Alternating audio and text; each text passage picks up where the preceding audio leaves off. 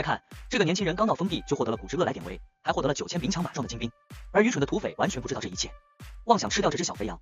秦泽被册封为镇北王后，急切的想要利用他所拥有的系统，这个到手的超自然力量。尽管大臣们暗自嘲笑，认为他无兵无权，却不知秦泽心中暗自得意。系统的积分在不断累加，提示他可以用来兑换士兵，这将是他在北凉血拼的底牌。无人知晓系统的存在，秦泽的野心如野火般在燎原。他筹备着前往那贫瘠之地开疆拓土，朝堂上的宫廷斗争暗潮涌动，而无人能够预见一个名不见经传的新王将如何在北凉疾风暴雨。黄龙和王雍等权贵暗中算计，黄龙特意传消息，激起匪寇的紧张与恐惧，企图构筑秦泽的死亡绊脚石。秦泽带着全家和忠诚的老兵，身着戎装，留下他母亲泪水斑斑的眼眸。他承诺他在北凉建立起真正的王国，将带着家族荣耀归来。身后留给老兵们最后的承诺。秦泽一行人浩浩荡荡地踏上征战北凉的旅途，道路上被朝廷遗弃的老兵，仍愿为秦泽护航到北凉关口。这些有着沙场经验的老兵是秦泽最稳固的后盾。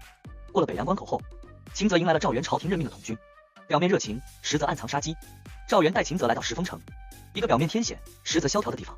赵元的心思丝毫没能逃过秦泽的眼睛，他已经汲取了足够的积分，准备在此地打造出一支无人知晓的强悍军队。夜幕下，秦泽独自在空旷的兵营运用系统积分，召唤出9000身穿布衣的青壮成年男子，成为他的军队。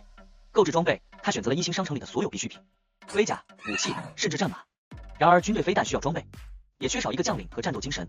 秦泽这时再度发命令，使用剩余的积分，给予他们1星兵种模板。因首次兑换武将还受到了系统的特别优惠，秦泽竟然抽到了3星武将典韦模板，这个名震古代战场的霸气猛将，给予了秦泽的军队额外的战力增幅。与此同时，在北苑城的统军府中，据北川的土匪领袖们汇聚一处，他们担忧地讨论着秦泽的消息。当得知秦泽只有800骑兵时，寨主们都纷纷放声大笑，尤其是狼头寨的寨主朱府，更是恣意张口。酒足饭饱后，便急匆匆地回去准备手下，是要今夜就让秦泽知道何为真正的北凉绿林法则。他们被统军赵元的话蒙蔽，深信这新晋镇北王不过是一只羊入虎口，手无寸铁，怀无点墨。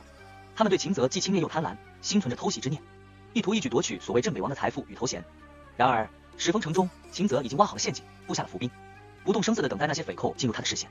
9000全副武装的军队，充足的军粮以及系统赐予的制胜锦囊，秦泽如同一只犀利的猎鹰，雪藏了犀利的爪牙，只待猎物投入罗网。